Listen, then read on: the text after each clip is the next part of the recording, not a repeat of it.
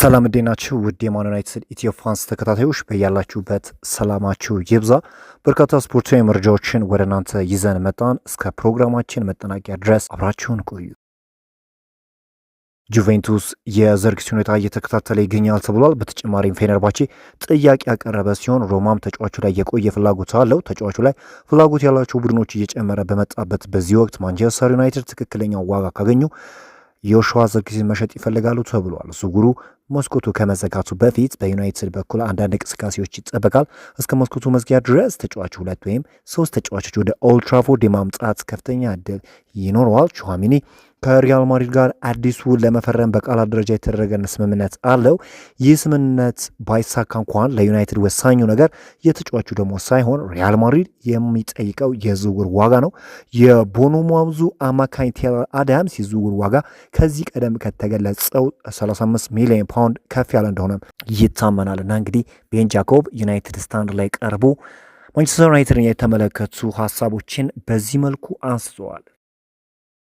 ማንቸስተር ዩናይትድ ለራሽፎርድ ሌላ እድል በመስጠት ተጫዋቹን ወደ ቡድኑ ለመቀላቀል ፍላጎት እንዳላቸው ይታወቃል። ተጫዋቹንም እንደ አዲስ ፈራሚ እንደሚቆጥሩት ተነግሯል። ባለፈው የውድድር ዓመት በባርሴሎና ከነበረው ጥሩ አቋም በመነሳት እንዲሁም በአዲስ አሰልጣኝ ስር ራሱን የሚያስመሰክርበት እድል እንዳለው ያምናሉ። ይሁን እንጂ አሁንም ተስማሚ የዝውውር ጥያቄ ከቀረበ ቡድኑ የሚለቅበት እድል እንዳለው እየተገለጸ ይገኛልና ራሽፎርድ እስካሁን ባለው ሁነት ግን አሰልጣኝ ማይከል ካሪክ ስር እንደሚሰራ ነው። የማንቸስተር ዩናይትድ ቁጥር 1 ግብ ጠባቂ ሰነ ላመንስ የፊታችን ሰኞ ወደ ካሪንግተን እንደሚመለስ ቀጠሮ ተይዞለት እንደነበር ተነግሯል። ሆኖም የእረፍት ጊዜውን በራሱ ፍላጎት በማሳጠር ከተያዘለት ጊዜ ቡድኑን ተቀላቅሏል። ተጫዋቹ ለቀጣዩ ውድድር ዘመን በጥሩ ዝግጅት ላይ ለመገኘት እንዲሁም ቦታውን ለማስከበር ከፍተኛ ፍላጎት እንደሌለውም ተጠቅሟል። በሌላ በኩል አዲሱ አማካኝ ዩሪ ቴሌማንስ በዛሬው ዕለት ልምምድ እንዲመለስ አስቀድሞ ከማንቸስተር ዩናይትድ ጋር ስምምነት እንደነበረውም ተገልጿልና ወሳኝ የሚባሉ የማንቸስተር ዩናይትድ ተጫዋቾች ወደ ልምምድ ተመልሰዋል።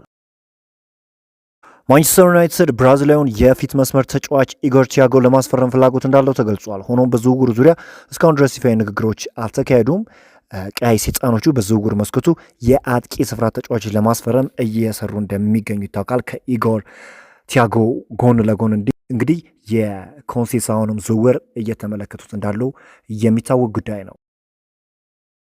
ወደ ላውሰን ስፖርትስ ክለብ መዘዋወሩ የተረጋገጠው ታዳጊው የማንቸስተር ዩናይትድ ተጫዋች ቴይለር ፍሬድሪክሰን የስንበት መልእክቱን አስተላልፈዋል። ከ11 ዓመት በኋላ ማንቸስተር ዩናይትድን የምሰናበትበት ጊዜ አሁን ነው። ሁሉንም አሰልጣኞች፣ ተጫዋቾች፣ የስታፍ ሜምበሮችና ደጋፊዎችን ማመስገን እፈልጋለሁ። ይህን ክለብ ወክዬ በመጫወቴ ህልሜን ማሳካት ችያለሁ። በዚህም ትልቅ ኩራት ይሰማኛል ሲል ነው የተናገረውና ጥሩ የሚባል ተስፋ ሰጪ እንቅስቃሴን ማሳየት ችሎ ነበር። በመጨረሻም ዩናይትድን ተሰናብተዋል። በኒውካስትል ውስጥ ከተፈጠረው የቅርብ ጊዜ አለመግባባት ጋር ተያይዞ ማንቸስተር ዩናይትድ ሊዩስ ሃለን የማስፈረም አማራጭን እያመዛዘነ ይገኛል ተብሏል።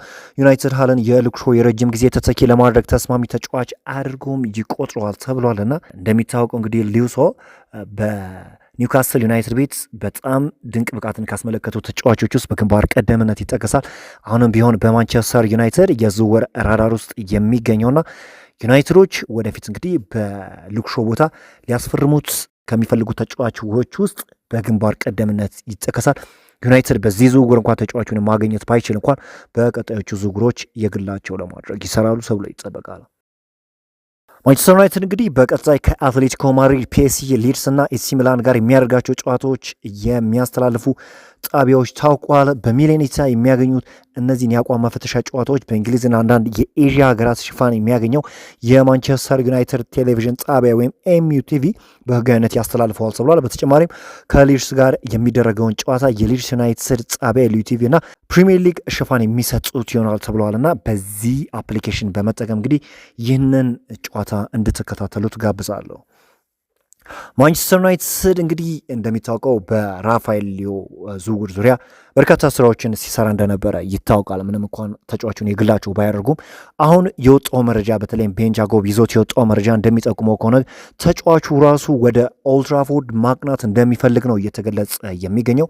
ራፋኤል ሊዮ እንግዲህ በኤሲ ሚላን ቤት ተደጋጋሚ የሆኑ ድሪብሎችን የሚያደርግ በጣም ድንቅ የሆነ ኳሊቲ ያለው ተጫዋች እንደሆነ ይታወቃል። አንዳንድ ከውሳኔ ጋር የሚነሱ ጥያቄዎች እንዳሉ የአደባባይ ሀቅ ነው። ግን ከአንዳንድ ችግሮች በስተቀር ይህ ተጫዋች በጣም ድንቅ ኳሊቲ እንዳለው ይታወቃልና ይህ ፖርቹጋላዊ ተጫዋች ታዲያ ወደ ዩናይትድ የመምጣት ከፍተኛ ፍላጎት ወይም አጥብቆ እንደሚፈልግ ነው እየተገለጸ የሚገኘው። ምናልባት ዩናይትዶች በዚሁ ዝውውር ዙሪያ ይገፉበታል የሚለው ነገር ጥያቄ ሊያስነሳ ቢችልም ነገር ግን ተጫዋቹ ወደ ዩናይትድ ማቅናትን ቀዳሚ ምርጫው እንዳደረገ ነው እየተነገረው። በዛሬው ዕለት ያሉን ስፖርታዊ መረጃዎች ይህን ይመስላሉ። በአዳዲስ ስፖርታዊ መረጃዎች እስክንገናኝ መልካም ተመኘው።